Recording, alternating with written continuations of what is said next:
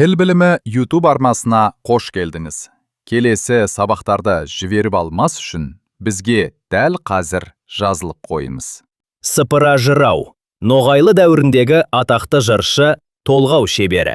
Оның жырлары толық күйінде сақталмаған, бірақ толғаулары мен ой толғаныстары аңыз әңгімелерде Қобоғыл, Едіге би, Тоқтамыс ханның хикаяты және эпикалық жырларда Ертарғын, Едіге батыр ғана сақталған.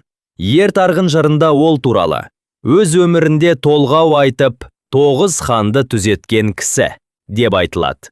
Ал Телағыш жырында сыпыра жырау ел ішіндегі қақтығыстарды шешіп, өз беделімен халықты бітістіруші дана тұлға ретінде суреттеледі.